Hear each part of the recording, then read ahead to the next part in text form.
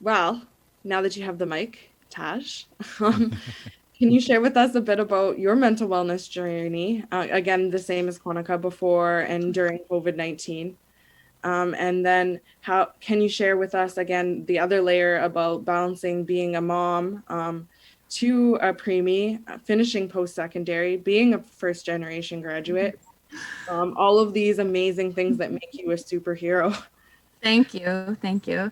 I keep looking at myself on the screen and I want to give my mom a shout out because if she's watching, she always says, smile because you look so much beautiful when you smile. So I'm trying to smile, mom, even though I'm really anxious. So, okay. You look Mental beautiful. wellness journeys.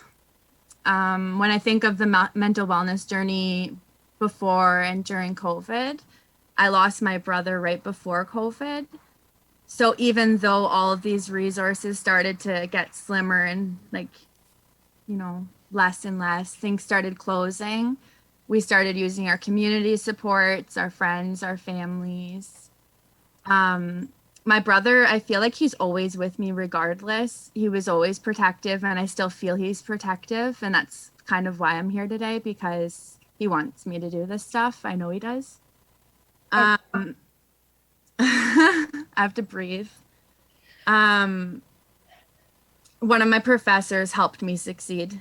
And I haven't talked to her in months, so I don't want to say her name, but she helped me so much. Like, called me on the phone. And if you're lucky enough as I was, you'll get a really good professor to help you through. And they want to see you succeed as well. Like, I'm the girl who failed grade 9 science 3 times, and I had a hard time in school. So going back to college was huge. Um, yeah, so I stay in touch with my family a lot more, friends who are like family. I send mail. You can ask any of my friends that I mail them. And FaceTime. We start texting, calling. A very important part of my life is my daughter and her health. And I take that very seriously. She was born, I was only 7 months pregnant when she was born. So she was 1 pound, 15 ounces, born in Toronto, Mount Sinai. She was intubated on oxygen. We almost lost her a few times. So I just take it really seriously, her health, the pandemic, just physical distancing. It's hard. I know they called it social distancing at first, but then they changed it to physical distancing. So like right now we're being social and I'm appreciative that we can do this. When they said like social distancing at first, I think it really scared everyone that we weren't be able to talk or have those resources, Mhm. Yeah, it was very scary.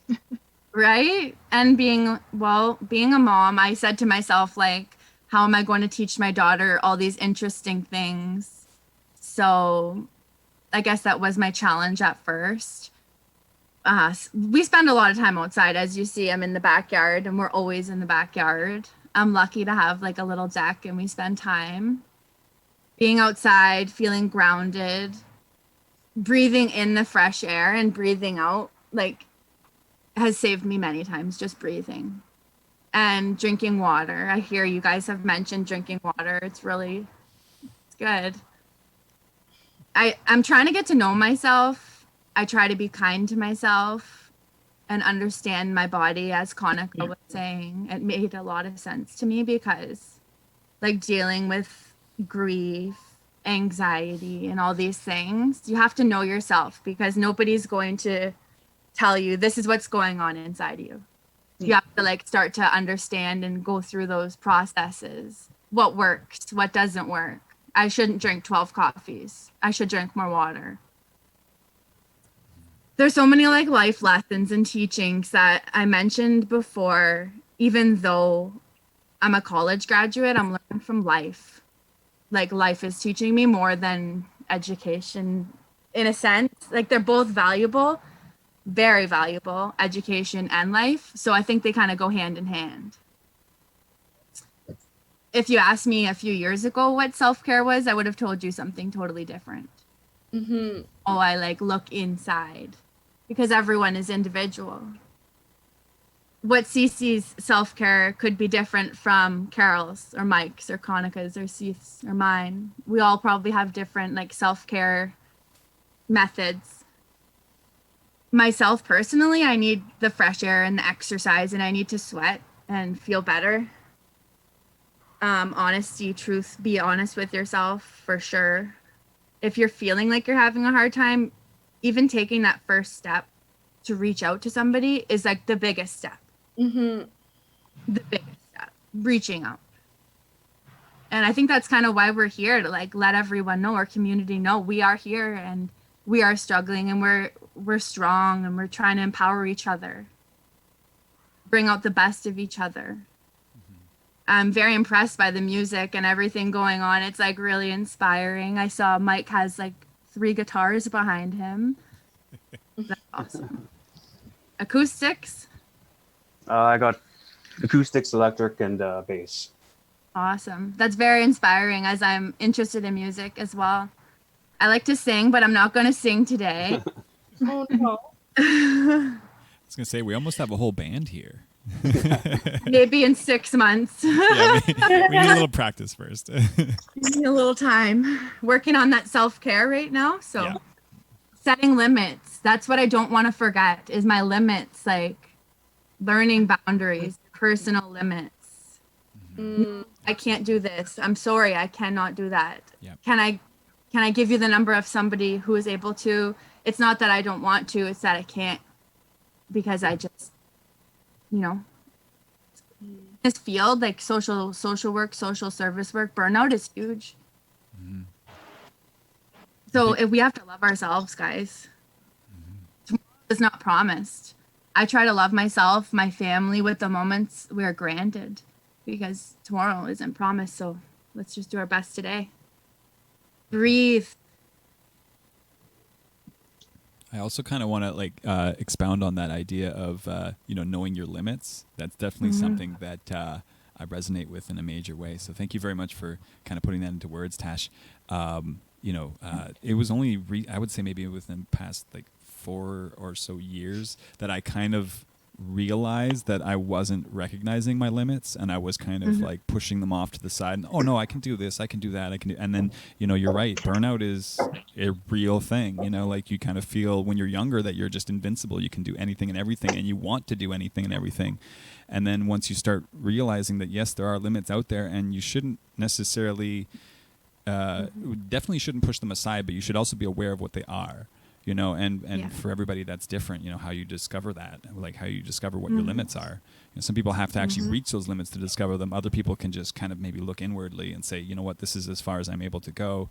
I don't want to go any further than that because I know in my head that it's going to be bad. But yeah, no, I really appreciate that you put that into words for sure. Well, thank you for your input. Well, I was a young girl who worked since I was 17. I'm 27 now. So I worked as a cashier at Shoppers Drug Mart, if anybody recognizes me from Sault Ste. Marie. I worked at Shoppers Drug Mart as a cashier for 8 years, and something changed inside of me. And it's not that I didn't love being a cashier, because I did. It was just me. Something changed inside of me. And I brought my daughter to the Sioux College guidance counselor, and I was like, I need to get into school because I just I have this feeling inside me. So they looked at this list, and I was like, that's it right there. Social service work right there. So that was the first step. And tell a lot of people, like, if you've seen me over the past couple of years, I've grown a lot, like mentally, and yeah. I'm so proud of you. Guys. It's so huge.